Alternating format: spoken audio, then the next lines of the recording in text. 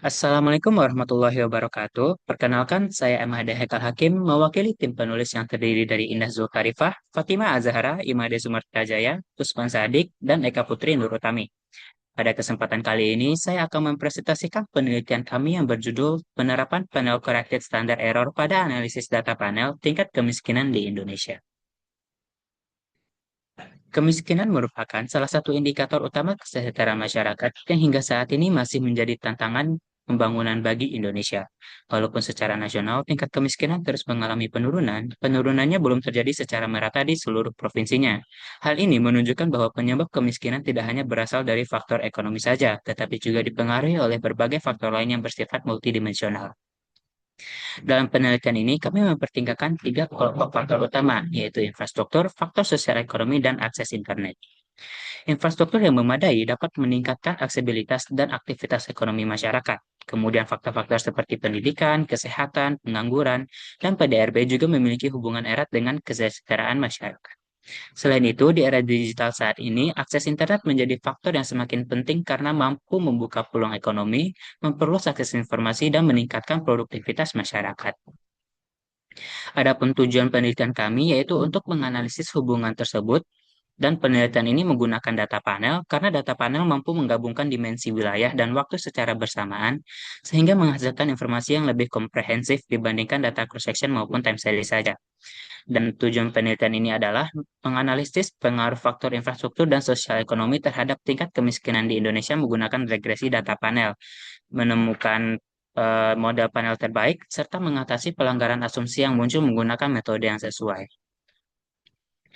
Data yang kami gunakan merupakan data sekunder yang bersumber dari Badan Pusat Statistik dan BNPB, dan untuk unit analisis yang digunakan adalah 34 provinsi yang ada di Indonesia selama periode 2015 hingga 2024, sehingga data yang kami gunakan merupakan data balance panel.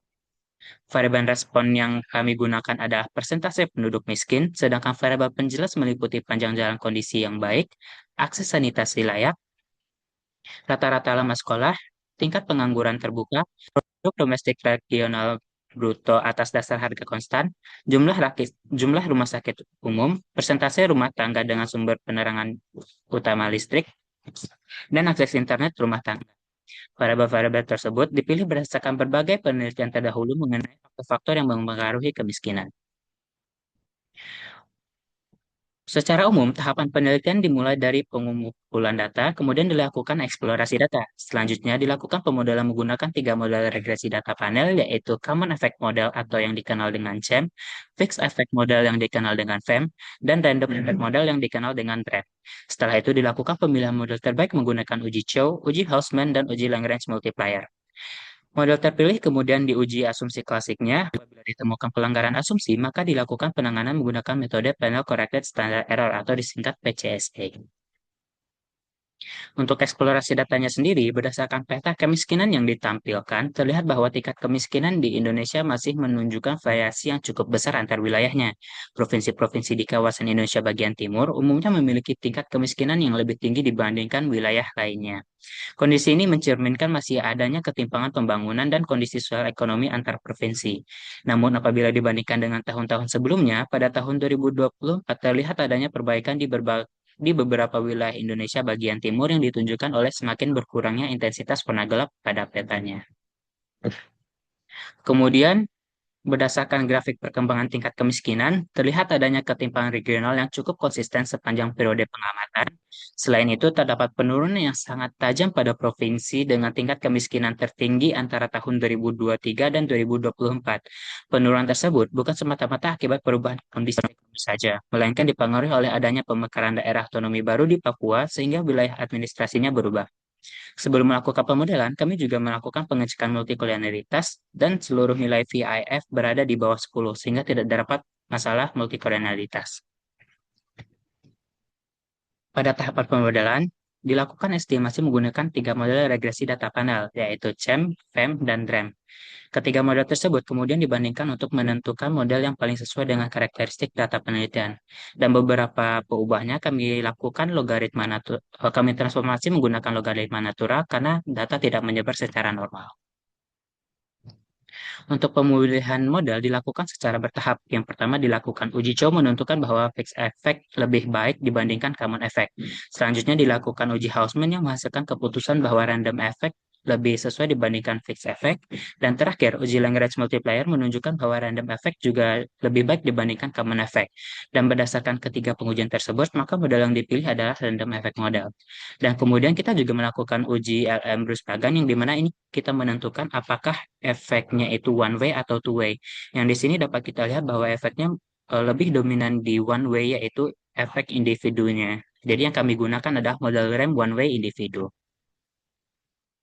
Selanjutnya uji asumsi dan dependensi antar unit. Setelah model terbaik diperoleh, dilakukan pengujian asumsi. Hasilnya menunjukkan bahwa model masih mengalami pelanggaran berupa heteroskedastisitas, autokorelasi, serta dependensi cross-seksional.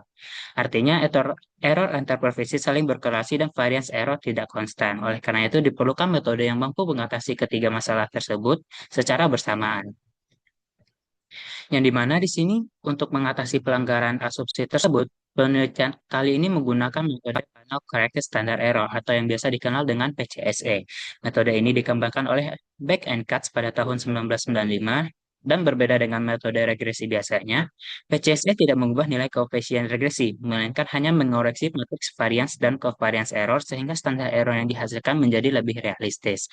Keunggulan model metode ini adalah mampu menangani heteroskedastisitas, autokorelasi, dan dependensi cross-seksional secara simultan. Selain itu, metode ini juga sangat sesuai untuk penelitian kami karena jumlah unit observasi lebih besar dibanding jumlah periode pengamatan, yaitu 34 provinsi dan 10 tahun. Hasil dari rem PCSE setelah dilakukan koreksi menggunakan PCSE, sebagian besar variabel menjadi tidak signifikan pada taraf nyata 5%. Hanya variabel akses internet saja yang tetap signifikan dengan koefisien sebesar negatif 0,0018 dan nilai p-value sebesar 0,0247. Hal ini menunjukkan bahwa peningkatan akses internet berkontribusi terhadap penurunan tingkat kemiskinan di Indonesia. Sementara itu, variabel rata-rata lama sekolah dan tingkat pengangguran yang sebelumnya signifikan pada model rem biasa menjadi tidak signifikan setelah standar error dikoreksi. Hal ini menunjukkan bahwa penggunaan PCSE memberikan inferensi statistik yang lebih valid daripada tanpa menggunakan PCSE. Berdasarkan model akhir tadi, random effect model dengan koreksi PCSE merupakan model terbaik dalam menjelaskan tingkat kemiskinan di Indonesia selama periode penelitian. Dan variabel akses internet memiliki hubungan negatif terhadap persentase penduduk miskin. Karena model yang digunakan model log level, maka setiap peningkatan 1% akses internet diperkirakan mampu menurunkan persentase penduduk miskin sebesar 0,178% dengan asumsi variabel lain tetap.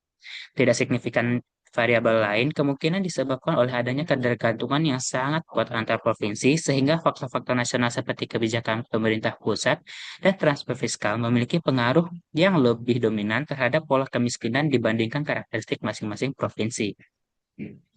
Dan kesimpulan yang kami peroleh berdasarkan penelitian yang telah kami lakukan dapat disimpulkan bahwa random effect model merupakan model terbaik untuk data ini. Tetapi model tersebut masih mengalami pelanggaran asumsi berupa heteroskedasitas, autokorelasi, dan dependensi cross-sectional. Oleh karena itu, digunakan metode panel corrected standard error sehingga inferensi statistik menjadi lebih robust. Dan hasil akhir menunjukkan bahwa hanya akses internet saja yang berpengaruh signifikan terhadap penurunan tingkat kemiskinan di Indonesia. Dan setiap peningkatan 1% akses internet diperkirakan mampu menurunkan persentase penduduk miskin sekitar 0,178%. Dan untuk saran yang kami berikan, untuk penelitian selanjutnya, kami menyarankan penggunaan pendekatan spatial panel data seperti spatial error model maupun spatial autoregressive model. Hal ini karena hasil penelitian menunjukkan adanya ketergantungan yang sangat kuat antar provinsinya, sehingga model spasial diharapkan mampu menangkap efek interaksi maupun spillover antar wilayah secara lebih baik. Berikut daftar pustaka yang kami gunakan. Sekian presentasi dari kami. Terima kasih atas perhatian Bapak atau Ibu serta rekan-rekan semua. Saya sudahi. Wassalamualaikum warahmatullahi wabarakatuh.